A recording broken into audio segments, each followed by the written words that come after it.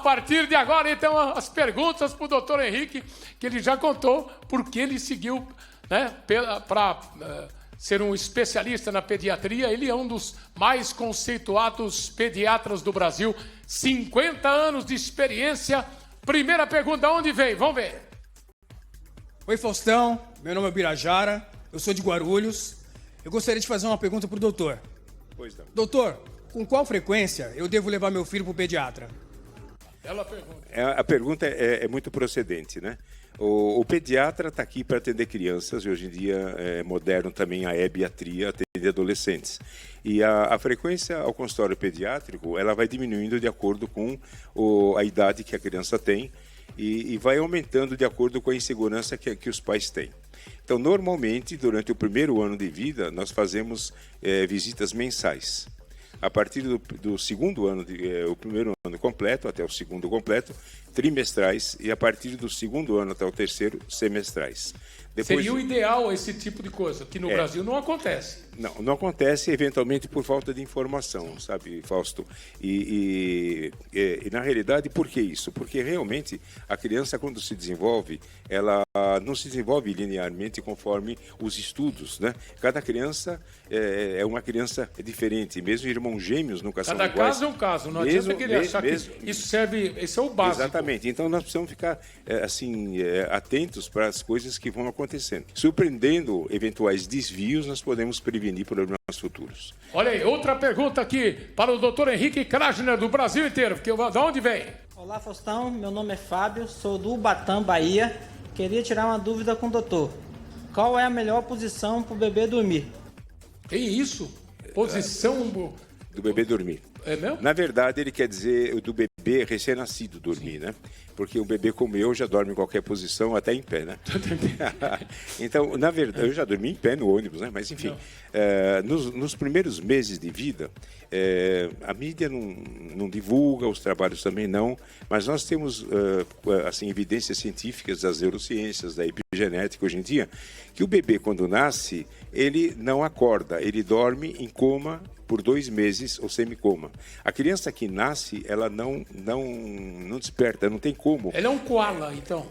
Não, 22 horas? Então, ela assim, quer dizer, ela realmente até os 3 anos a criança não tem consciência de que existe, mas por 48 horas. Isso é uma compensação que a natureza faz. Porque a criança, o recém-nascido humano, ele nasce teoricamente 2 meses antes de uma situação que ele poderia ter mais força física. Por exemplo, um cachorrinho de 5 dias corre para o peito da mãe, mas o bebezinho só vai correr para a mãe depois dos 8 ou 9 meses de idade.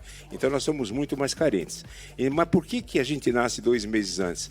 Porque a nossa mente tem raciocínio e a nossa mente não pode ficar sem estímulos ambientais. Todo mundo tem medo de uma tal de morte súbita no berço. Isso. Exato. A morte súbita do berço é uma coisa e na realidade, para justificar a morte súbita... Você sabe o que é morte súbita do berço? É a criança... Sabe o que é? Alguém sabe? A criança é posta com saúde e quando a mãe vai dar de mamar, ela está morta. De repente ela morre e a gente não sabe, existem 12 a 15 causas evidenciadas, mas uma 12 delas... 12 a 15 causas? A gente não sabe se a criança nasce com problemas e não foi descoberto, se a criança aspira, se a criança não. Mas o que a gente, na posição, se preocupa muito com a aspiração de regurgito, quer dizer, a criança que se chama de regurgito. Porque a criança, os reflexos dela são muito tênues. Então ela precisa ser posta numa posição em que, se ela regurgitar, né, que a gente chama de refluxo, esse produto de regurgitado tem que sair da boca. Então ela tem que estar numa posição que dificulte a aspiração para as vias respiratórias.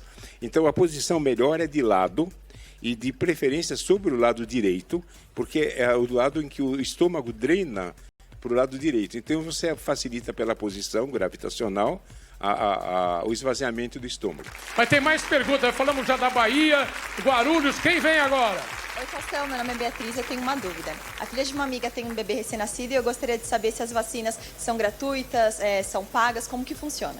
Aliás, é interessante essa pergunta da Beatriz, aqui de São Paulo, sobre a questão das vacinas, e agora tem até essa possibilidade de ter vacina contra o Covid para bebês. Já tem. Isso não, já tem. Aí não está licenciado para bebê, mas até, se eu não me engano, estão licenciando dos 2 aos 5 anos já. Então, pelo que o senhor pode informar para todo mundo, o Covid veio para ficar que nem a gripe, é vacina todo ano. Exatamente. O Covid é a terceira geração do vírus SARS, que é o vírus da gripe, né?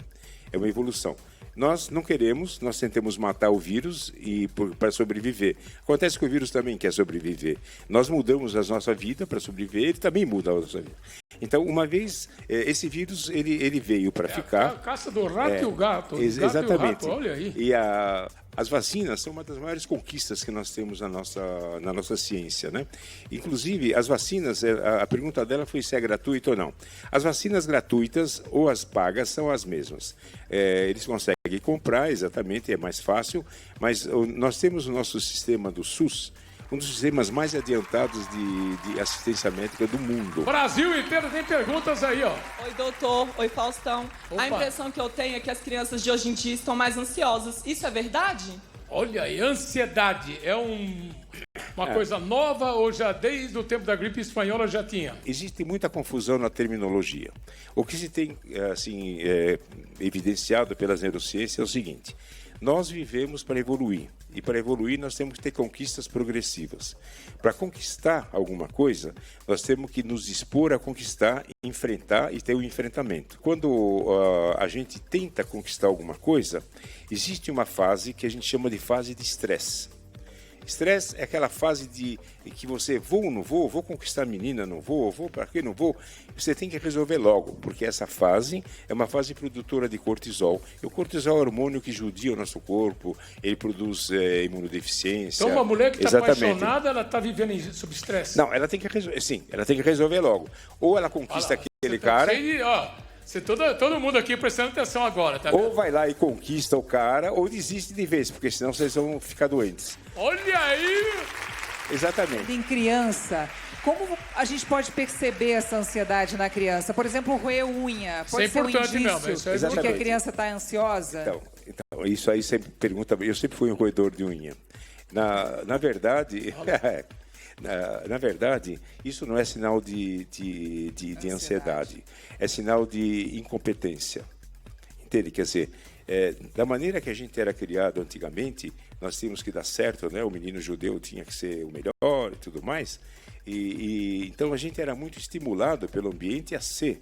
Entendeu? E nem sempre a nossa genética obedece a esse estímulo. Então, por exemplo, o pai e a mãe que ficam falando, você tem que ser o melhor aluno, você tem que ser isso, você tem que ser o cantor, você tem que ser o jogador de futebol. Essa pressão ela tem que ser dosada? A dona Eugênia, que era minha mãe, quando eu tirava 9 na escola, porque não tirou 10? Custava um pouquinho mais. Né? Realmente é isso. Então, na verdade, quando a gente entra num quadro de ansiedade e fica nesse quadro de ansiedade, ele é instável. Você vai diretamente para distúrbio comportamental. E o roer unha é o distúrbio comportamental que veio de uma ansiedade, não é mais ansiedade, que veio de um estresse, que veio do prolongamento excessivo da decisão sim ou não. Agora, vamos ver que tem mais pergunta aí que... Vai ficar aqui 3 dias aqui, ó. Vamos lá, mais perguntas para o doutor Henrique Krajner. 50 anos de história na medicina. Agora da rede social. Fabiana Martins, meu filho está com muita dificuldade de aprender na escola. O que ela deve fazer? O aprendizado depende de 2 coisas. Depende primeiro da genética que a gente nasce. E a nossa genética é indevassável, nós não conseguimos sair. É por isso que cada criança que vem, nós temos que tentar saber qual é a genética dela e ela vai nos dizer através do comportamento que ela tem. Os grandes gênios, eles são que nem aquela música, tenho tanta coisa para lhe falar, mas com palavras não sei dizer. Essa música do Roberto, né? Então, às vezes a gente tem tanta coisa que eu quero falar para vocês aqui e que o tempo não deixa. E às vezes a criança, por exemplo, ela quer mostrar o que aprendeu, mas o ambiente não está permitindo, está exigindo dele coisa a mais. Essa é uma das origens da gagueira, por exemplo, né? A criança atropela. Então, para ele aprender mais, eu aconselho a consultar um pediatra que tenha noções de desenvolvimento, de educação, e faça uma análise para ver se a criança tem a deficiência e a gente então adapta o ensino a essa criança ou se realmente os estímulos não estão adequados. Até os mais ou menos 5, 6 anos de idade dá para mudar tudo. E é impressionante como todo mundo começa a fazer pergunta, a gente vai para outros caminhos, né? E vamos ver para onde vamos agora. Mais outra pergunta do Brasil inteiro. Oi, Faustão. Opa. É o Alderico, sou de Recife. E eu queria saber, meu filho fica jogando noite e dia no celular. E eu queria saber quanto tempo é saudável para ele permanecer no celular ou no videogame. Olha aí. Isso atrapalha? Atrapalha muito. Pois é, mas se essa criança, não sei que idade tem essa criança, passa a noite inteira, isso já é um distúrbio comportamental. Se eu ficar dia e noite no meu consultório e nunca for para casa, também é um distúrbio comportamental. Existem médicos que são tão fanáticos que não saem do consultório nunca, entendeu? Mas o senhor faz isso, a dona Rosali enquadra o senhor. A Rosali. Entendeu? Agora, mas aí o minha santa, filho é difícil. Então, na verdade, o que importa é o seguinte: o comportamento humano ele tem que ser um comportamento que se adeque ao ambiente em que ele está. E é por isso que a gente vive. Nós vivemos para ser felizes. E para ser felizes, nós temos que estar incluídos no ambiente em que a gente está. Então, para ser incluído no ambiente que a gente está, a gente tem que aderir às regras. Entende? Quer dizer, como no seu programa, você tem suas regras, limites e tal e tudo mais. Então, se esse menino ele não está de acordo com as regras da casa dele, é porque ele não foi ensinado. Olha aí. Exatamente. Exatamente porque as pessoas confundem educação com educação. Educação é algo que a gente precisa para poder sobreviver e se incluir nos ambientes. Entende? Quer dizer, se eu não viesse no horário certo, você não me incluiria no seu ambiente. Então, realmente é uma batalha muito grande. Isso poderia ter sido prevenido ainda até os 3 anos de idade, que é a educação mais importante que nós temos. Olha aí, então, galera, até os 3 anos você corrige. Depois tem que conviver. E está falando o pai da Fabiana, do Ari, do Sidney, o avô da Gabriela, da Nathalie, do Rafael, do Tommy, da Daniela, da Luísa, da Beatriz e o bisavô da Isabela. Quantas vacinas? Com a questão do Covid, muita gente esqueceu de vacinar sarampo, tem agora, inclusive, a poliomielite, para quem não sabe, a paralisia infantil, e todas essas vacinas, seja a vacina da gripe, quais são os cuidados básicos que ainda, especialmente no mundo de hoje, são super necessários? Façam as vacinas preconizadas. Tem a vacina, a poliomielite, nós conseguimos erradicar no mundo. A minha geração de médico ainda viu criança com poliomielite no Hospital das Clínicas, vivendo dentro de pulmão de aço. Sabe o que é isso? Elas não conseguiam respirar. É para manter a vida, punha num aparelho, o pulmão de aço estabelecia um vácuo e a criança expandia o pulmão. Dava até dó. Eu chorava de ver aquelas crianças quando eu ia ver. E hoje em dia a gente não tem mais a poliomielite. Eu fui um dos primeiros a tomar a vacina Sabin de gotinha. A minha turma de residentes foi a experimentação. Mas, enfim, gente, se vocês quiserem ter saúde, a vacina faz parte. Não pode ser. A vacina da Covid, essa polêmica toda, não cabe. A vacina do RNA, que é a da Pfizer, por exemplo, ela está sendo estudada desde 2006. 2007 já está se estudando vacinas de RNA. A vacina Pfizer não é nova coisa nenhuma, ela já tem há mais de 15 anos. Então, realmente, nós podemos fazer. Agora, dá reação? Dá. Por que dá reação? Porque a vacina imita a doença. Então, vamos supor, se eu tomei a vacina da Covid, eu já tomei 4. Só a última que deu reação. Por que as outras não deu reação? Eu não sei. Talvez eu estivesse num momento reativo. Não importa. Vamos tomar vacina, vamos nos imunizar, vamos seguir Por reação, a ciência. Reação, vacina na população. Então, se vocês tiverem qualquer reação à vacina, imagina que a doença poderia ser 100 vezes maior. Aí a pergunta da galera, vamos lá. Meu filho tem muita energia. Como saber se ele é hiperativo? Pergunta do Lucas. Realmente, ter muita energia, ela quer dizer energia física e energia de atividade. Então, que ele é hiperativo, ele é. Agora, precisa ver se ele está enquadrado na síndrome da hiperatividade com falta de atenção. Essa síndrome da hiperatividade tem três componentes. Ela tem a hiperatividade... Ali, por exemplo, olha naquela imagem ali, ó, o que eles estão fazendo ali? Então, essas crianças estão hiperativas, elas estão ativas, mas eu não sei se elas pertencem a esse transtorno. Isso é só anestesia que para ou não? Não, isso aí... Não, é o pai dá o limite. Não, e tem uma coisa que criança tem energia e precisa gastar essa energia também, exatamente, né? mas isso chama-se hiperatividade. Para ter o transtorno, é preciso ter a impulsividade, é fazer como eu fiz a vida inteira, primeiro eu faço, depois eu penso. Está errado. E a síndrome da falta de atenção. Quer dizer, nós não conseguimos... Ele falou é verdade. Como a gente faz isso? Primeiro a gente faz, depois pensa, né? Pois é, mas eu me dei mal muitas vezes na vida por causa disso. Entrei em dívida que não podia, fiz coisa... Todo mundo é assim. E aí tem aquela síndrome da falta de atenção. Quer dizer, eu não consigo concentrar a minha atenção por muito tempo. Eu, quando estou estudando um assunto, eu estou na segunda página, eu não lembro o que eu li na primeira, porque o meu pensamento voou. Então, é preciso que haja dois desses três elementos. Ou hiperatividade... Você sabe que o Fagundes falou aqui que esse jogo eletrônico faz isso. Ele está praticando lá o videogame. Ele vai ler depois. É uma confusão. É uma confusão. Mas isso aí não pode ser um transtorno, porque ele teve motivo, né? Ele está fazendo o malware, mau uso do que tem. Mas então, na verdade, essa senhora, é preciso ela perceber primeiro, se ela manda a criança parar, ela não para. Segundo, se ela põe os limites. Terceiro, se ela pune e mesmo assim não para, sim. É possível. Mas aí a mãe chega cansada do trabalho, o pai já está sem paciência e ainda tem que aguentar essas... Não é fácil. Bom, então ela tem que ensinar a educar essa criança só punindo, que isso tem que parar. Galera de todo o Brasil perguntando ao doutor Henrique Krasner. Oi, Faustão, eu sou a Bruna Casari. Gostaria de saber qual é a diferença entre TDAH e dislexia.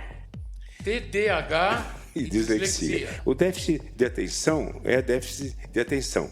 Exatamente porque o Henriquinho escreve muito errado, às vezes, porque ele não presta atenção. Mas essa dislexia dele, que é uma dislexia, não é a dislexia transtorno, é uma dislexia consequente da falta de atenção. Entende? Quer dizer, eu quando estou fazendo alguma coisa... Bailarina pode ter isso? Não pode, né? Você é? Aí a Yasmin falando aqui, ó. Olha aí. Eu sempre tive que me esforçar 3 vezes mais. Por exemplo, a professora deu uma matéria no quadro, eu tenho que estudar em casa. Isso. Eu tenho que estudar muito mais do que as pessoas normais. Quer dizer, na verdade, isso é síndrome da falta de atenção. Olha lá. Então, as pessoas perguntam, por exemplo, ela perguntou a diferença. A diferença, o Bruna, esqueci o sobrenome dela, é que a dislexia, ela vem com uma confusão, como um distúrbio da leitura, distúrbio de linguagem, distúrbio de expressão, sem hiperatividade ou sem falta de atenção. Quer dizer, é uma criança profundamente normal que lê ao contrário, que escreve ao contrário. Então, é a dislexia. Acontece que todos esses transtornos, a professora vai ajudar. Na verdade, isso comprova a epigenética, que a educação que ele recebeu vai fazer com que os mapas neurais que ele construiu sejam substituídos pelos mapas neurais que a gente quer. Entende?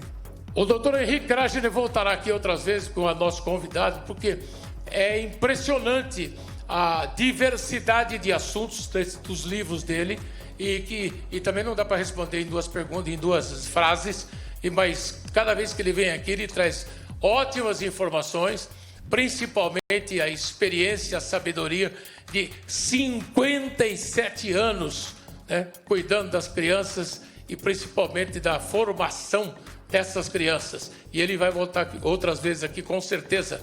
Ele que é um dos craques do Hospital Albert Einstein da Faculdade de Medicina da USP, autor de 4 livros, direto com o doutor hoje aqui